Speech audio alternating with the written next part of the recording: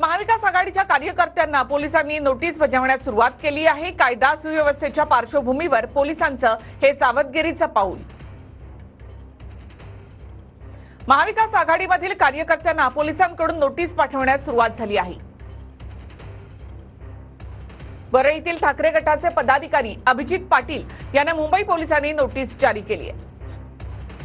हायकोर्टाच्या आदेशानुसार बंद हा बेकायदेशीर आणि असंविधानिक आहे अशी नोटीस पोलिसांनी दिली आहे।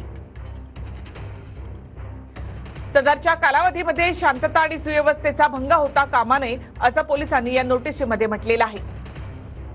सार्वजनिक मालमत्तेचे नुकसान होणार नाही, काळजी घ्यावी असंही नोटीसमध्ये नमूद करण्यात आले।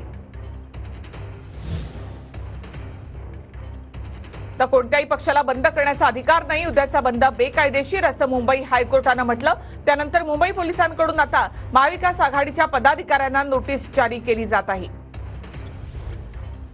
महाविकास आघाडीनं उद्या महाराष्ट्र बंदची हाक दिली आहे।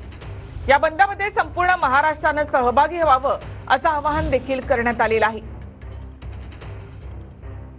कायदा सुव्यवस्थेचा प्रश्न, बदलापूरमधली घटना, कोल्हापूरमधली घटना या सगळ्या घटनांच्या पार्श्वभूमीवर महाविकास आघाडीनं महाराष्ट्र बंदची हाक दिली आहे।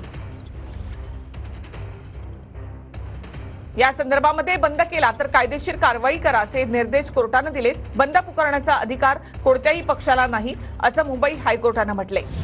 मात्र कोर्टाच्या निर्देशानंतर आता मुंबई पोलिसांकडून देखील काही नोटिसा जारी केल्या जात आहेत। महाविकास आघाडीच्या पदाधिकाऱ्यांना नोटीस दिली जात आहे। कायदा सुव्यवस्थेचा भंग होता कामा नये, सार्वजनिक मालमत्तेचं नुकसान होऊ नये या संदर्भातल्या गोष्टी या नोटीसमध्ये नमूद करण्यात आलेल्या आहेत।